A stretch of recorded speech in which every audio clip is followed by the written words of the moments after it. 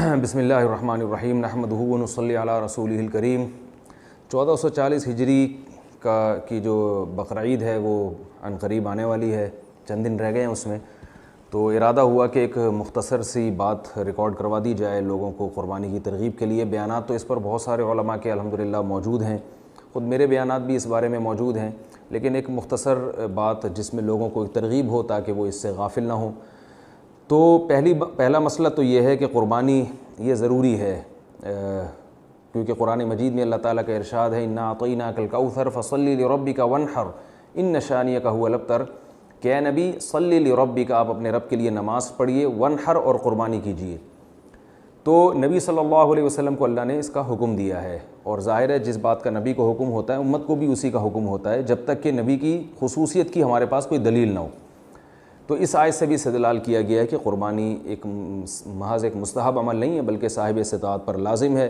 اسی طرح رسول اللہ صلی اللہ علیہ وسلم نے ارشاد فرمایا من وجد سعة لأن يضحي فلم يضحي فلا يقربن مصلانا، کہ جس کے پاس گنجائش تھی قربانی کرنے کی اور اس نے قربانی نہ کی وہ ہماری عیدگاہ میں ہرگز نماز پڑھنے نہ آئے۔ اس حدیث کی صحیح اور ضعیف ہونے میں علماء نے اختلاف کیا ہے، اکثر محققین کے نزدیک یہ حدیث صحیح ہے، اور ویسے بھی عبادات میں احتیاط کے پہلو کو ترجیح دی جاتی ہے، تو اس لیے اس میں احتیاط کا پہلو یہی ہے کہ اس کو واجب قرار دیا جائے صاحب استطاعت پر۔ اور رسول اللہ صلی اللہ علیہ وسلم نے خود کبھی قربانی کا ناغہ نہیں کیا۔ بعض حضرات یہ کہتے ہیں کہ حضرت ابوبکر اور عمر رضی اللہ عنہما جو تھے وہ قربانی نہیں کرتے تھے اپنے دور خلافت میں۔ اس کا علماء نے جواب یہ دیا ہے کہ چونکہ وہ غریب تھے، مسکین تھے، حضرت عمر رضی اللہ تعالیٰ عنہ کے تو کپڑوں کے پیوند گنے جا سکتے تھے، جن کے پاس پیوند لگانے کے پیسے نہ وہ بیچارے قربانی کہاں کریں گے، تو اسی وجہ سے انہوں نے قربانی نہیں کی۔ ورنہ یہ ممکن نہیں ہے کہ ابو بکر اور عمر جو نبی صلی اللہ علیہ وسلم کی سنتوں پہ باقی پوری امت سے زیادہ حریص تھے، وہ کیسے سنت کو ترک کر سکتے ہیں۔ رہا یہ مسئلہ کہ انہوں نے اس لیے قربانی نہیں کی کہ لوگ اس کو واجب نہ سمجھیں، تو واجب نہ سمجھنے کا مطلب بھی زیادہ جو دلیل کے لحاظ سے قوی معلوم ہوتا ہے وہ یہ کہ لوگ غریب پر بھی قربانی کو واجب نہ سمجھیں، کیونکہ وہ بھی اگر کرتے تو لوگ یہ سمجھتے کہ غریب آدمی پر بھی قربانی واجب ہے۔ بہرحال جو حضرات قربانی کے واجب ہونے کے قائل نہیں ہیں، سنت مؤکدہ تو بہرحال وہ مانتے ہی ہیں، اور سنت مؤکدہ بھی ایک اہم سنت ہوتی ہے، ایسی سنت جس کا ترک کرنے والا قابل ملامت ہوتا ہے، تو اس لیے بڑھ چڑھ کے حصہ لینا چاہیے۔ رسول اللہ صلی اللہ علیہ وسلم نے ہمیشہ قربانی کی ہے، 2 مینڈھے ذبح کی آپ صلی اللہ علیہ وسلم نے، ایک اپنی طرف سے ایک امت کی طرف سے۔ آپ اس سے ایصال ثواب کے لیے بھی قربانی کر سکتے ہیں، اپنی طرف سے، اپنے مرحوم والدین کی طرف سے، تو والدین کو ثواب پہنچانے کا بھی ایک بہترین موقع ہے۔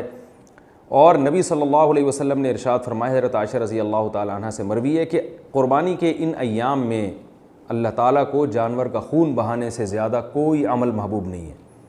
اب دیکھیے بقرعید کا دن شروع ہونے سے پہلے آپ اگر قربانی کریں گے وہ قبول نہیں ہوگی، اور عید کے تیسرے دن جب سورج غروب ہوتا ہے اس کے بعد آپ قربانی کریں گے تو قبول نہیں ہوگی۔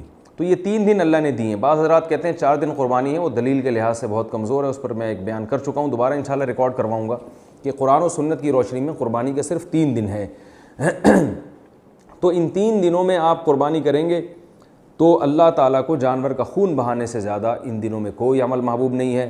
اور ایک روایت میں فرمایا کہ جانور کا خون زمین پہ بعد میں گرتا ہے، اللہ کے ہاں پہلے پہنچتا ہے۔ اور قرآن مجید میں اللہ تعالیٰ کا ارشاد ہے لن ینال اللہ لحومها ولا دماؤها ولکن ینالہ التقوی منکم، کہ اللہ کو ان جانوروں کا نہ خون پہنچتا ہے اور نہ گوشت، اللہ کو تمہاری طرف سے جو تقوی ہے وہ پہنچتا ہے۔ تو کتنی بڑی فضیلت ہے اس کی۔ اور آپ صلی اللہ علیہ وسلم نے فرمایا ہر بال کے بدلے میں اللہ تعالیٰ نیکی عطا فرماتے ہیں۔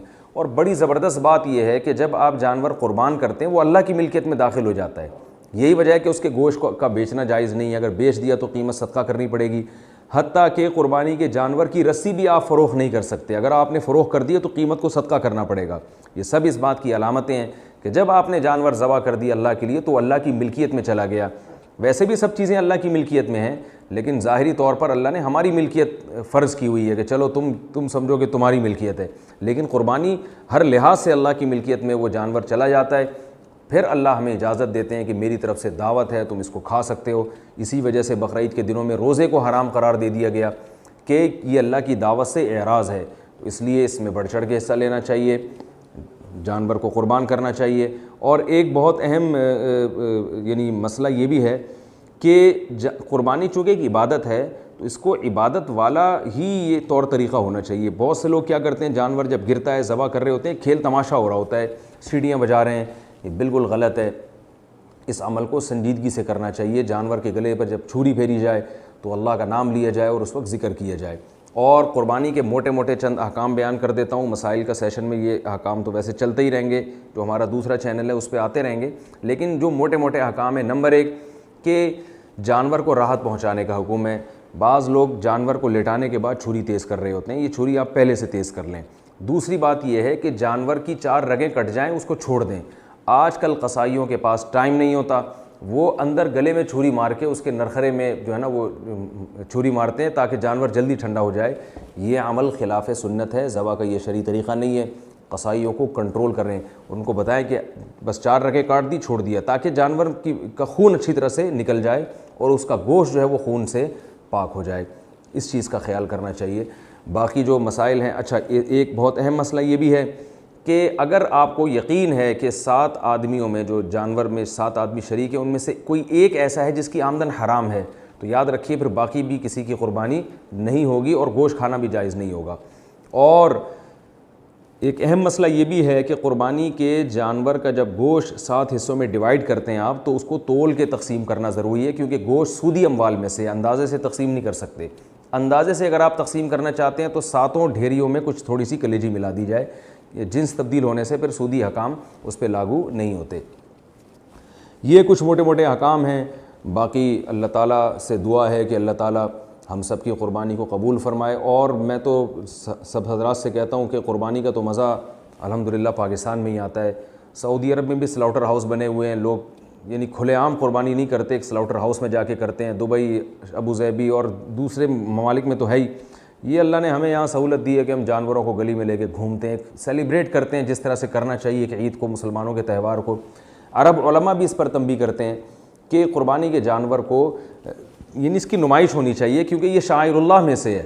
یہ چھپ چھپا کے قربانی کرنا یہ اتنا پسندیدہ عمل نہیں ہے، کیونکہ شعائر اللہ ہے، عید ہے، تو شاعر کہتے ہیں کہ جس کو کھلے عام کیا جائے۔ جیسے عید کی نماز حکم ہے کہ مسجد میں نہ پڑھو، میدان میں پڑھو، کھلے عام پوری دنیا کو دکھاؤ، تو ایسے ہی قربانی شعائر اللہ میں سے ہے، اس کو کھلے عام کرنا چاہیے۔